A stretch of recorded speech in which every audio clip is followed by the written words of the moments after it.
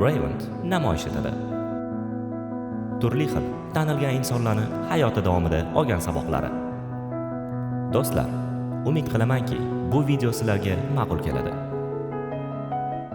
Sizga ta'na beriladi. U sizga yoqishi yoki yoqmasligi ham mumkin, lekin u sizga yagona umringiz oxirigacha xizmatingizda bo'ladigan narsa. Shuning uchun siz taningizni yaxshi ko'rishingiz, asrab-avaylashingiz, mukammallashtirishingiz va eng muhimi, umringiz oxirigacha sizga yaxshi xizmat qilishiga harakat qilishingiz kerak. Siz umringiz davomida Yer sayyorasida hayot deb nomlangan maktabda o'qiysiz.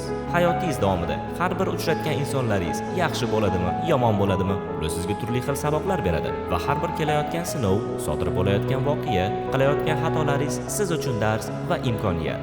Yaxshi insonlar sizga baxt olib keladi, yomon insonlar turli xil tajriba beradi, eng yomonlari kerakli saboqlar beradi va eng yaxshilari unutilmas xotiralar hadya qiladi. Hech qachon hech kimga hasad qilmang va noto'g'ri hukm chiqazmang. Siz baribir birovga hasad qilib, birovdan g'azablanib yoki norozi bo'lib yurib, bu muammongizni hal qila olmaysiz. G'azab bu bamisoli qo'lingizda qizib turgan ko'mirni ushlaganingizdek gapdir. To'g'ri, uni birovga otgingiz kelar, lekin birinchi bo'lib kuyadigan o'zingiz. Bu sinov dunyoda sizda xavotirlanish uchun juda ham ko'p sabablar bo'ladi. Lekin esda tutish kerakki, xavotir ertangi muammoni hal qilmaydi. U bugungi tinchlik, xotirjamlik va halovatingizni olib ketadi. Agar muammongizni hal qilish imkoni bo'lsa, xavotirlanishga hojat yo'q. Agar hal qilib bo'lmasa, xavotirlanish baribir befoyda. Bahona va sababni o'ylab topishning o'rniga imkoniyat izlang va harakatni to'xtatmang. Har doim ijobiy fikrda bo'ling. Unutmang, faqatgina optimistlarning orzusi amalga oshadi. Pessimistlarda esa har doimgidek hech narsani imkoni yo'q. Xatolar mavjud emas, faqat saboqlar bor. Qurbonlar emas, faqat o'quvchilar. Siz bir saboqni o'zlashtirmaguningizgacha u turli xil shaklda qayta-qayta takrorlanadi. Agar yengil saboqni vaqtida o'zlashtirmasangiz, ular murakkabroq bo'lib qoladi. Siz bir saboqni o'zlashtirganingizni faqatgina o'z xatti-harakatingiz o'zgarganidagina tushunasiz. Donolik faqatgina amaliyot orqali keladi.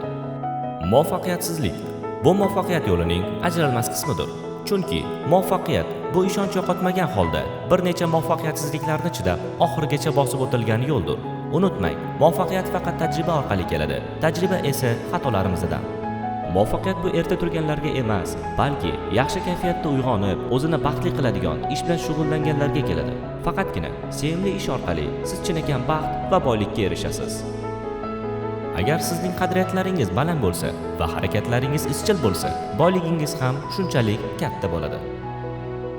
Intilish va qat'iyat doim bilimdan ustun turadi. Aqlli odamlar doim nima qilish kerakligini biladi. Qat'iyatlilar esa uni amalga oshiradi. Boylik bu pul emas, balki ruhiy holatdir. Ko'p pul topadiganlar bor, lekin chinakam boy odamlar boshqacha bo'ladi. Sizning tashqi muammolaringiz bu ichki holatingizning aksidir. Agar ichki dunyoyingizni o'zgartirsangiz, tashqi dunyoyingiz ham o'zgaradi. Og'riq bu hayotning sizga qilayotgan e'tiboridir. Hech qachon unutmang, og'riq muqarrar, lekin azoblanish bu sizning shaxsiy tanlovingiz. Sizga doim boshqa joy hozirgi joyingizdan yaxshiroq deb tuyuladi. Lekin men o'sha yaxshiroq deb bilgan joyingizga borsangiz ham, siz yana hozirgi joyingizga nisbatan yaxshiroq joy topasiz. Oldingizdan oqqan suvning qadri yo'q. Boringizga shukr qilganingiz ma'qulroq. Unutmang, daraxt bitta joyda ko'karadi. Hayotda faqat bitta kun bor. Bu bugun. Ertangi kun kelishini hech qachon bilmaysiz. Siz faqat bugun yashaysiz. Sizning bugungi kuningiz, hozirgi holatingiz, bundan oldingi bugunlaringizni natijasidir.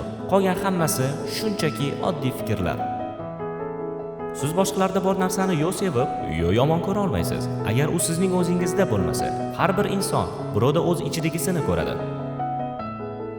Hayot sizga faqat ramkani beradi. Rasmni esa o'zingiz chizishingiz kerak.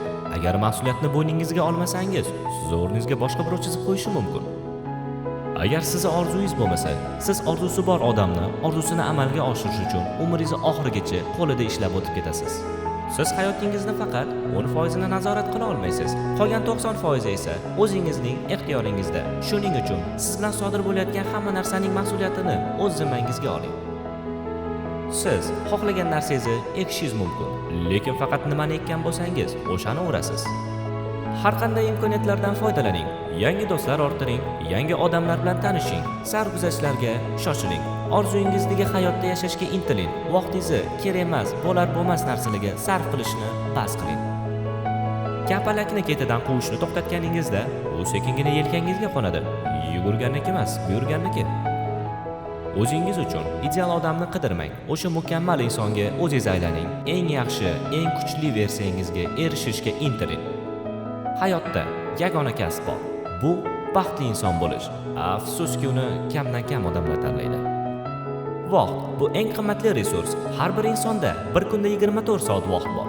Vaqt uni faqat to'g'ri va unumli ishlatadiganlarga xizmat qiladi. Uni isrof qiladiganlarga va behudaga sarflaydiganlarga hech qachon xizmat qilmaydi.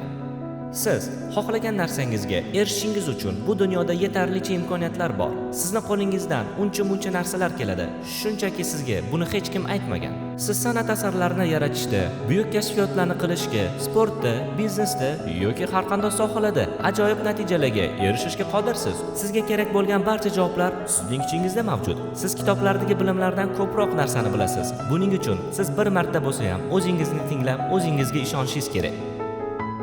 Hali hayotda ko'p odamlar sizni orqaga tortishga va yo'ldan urishga harakat qiladi. Bir xil yaqin insonlaringiz o'zini qo'lidan kelmagan narsani sizni ham qo'lingizdan kelmaydi deb o'ylab qo'rqishadi. Bir xillar esa g'ayrli va hasad kuchli bo'lgani uchun sizni bu narsaga erishishingizni xohlamaydi. Lekin siz yuragingizga quloq solib, o'z fikringiz bilan yashashingiz kerak. Birovning fikri bilan yashab yuraverishni bas qiling. Videomiz o'z nihoyasiga yetyapti. Qadrli do'stlar, shuni yodda tutish kerakki, siz har doim ham xohlagan narsangizga erisha olmasligingiz mumkin.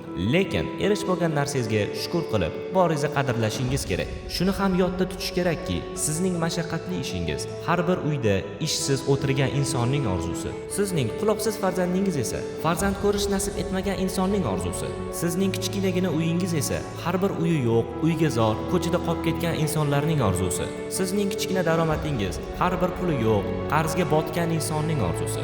Sizning hozirgi kasal holatingiz esa har bir shifosiz dardga uchragan insonning orzusi. Va nihoyat, sizning tinchlik xotirjamligingiz, to'q qorningiz har bir notinch davlatda yashayotgan insonning orzusi. Hech qachon noshukrchilik qilmang. Boringizga shukr qilgan holda ko'prog'iga intiling. Zora, sizning nolayotgan mashaqqatli hayotingiz birov uchun orzu qilib berilgan. Do'stlar, vaqtingiz uchun rahmat. Braven bu og'ir va noaniq kunlarda ichki osoyishtalik, umid va yo'nalish topishda yordam beruvchi motivatsion kanaldir. Har bir inson hayotida yo'lni yo'qotganida nimadir yetishmayotgandek tuyuladi yoki oddiygina sokinlik istagan davrlar bo'ladi. Braven aynan shunday lahzalar uchun yaratilgan. Ichki sukunatni qayta topish, o'z ustida ishlash, o'ylash va hayot yo'lini davom ettirish uchun maydon. Braven bu shaxsiy o'sishga undovchi, ruhiy barqarorlikni qadrlovchi va har bir inson o'z javobini topa oladigan tinch makondir.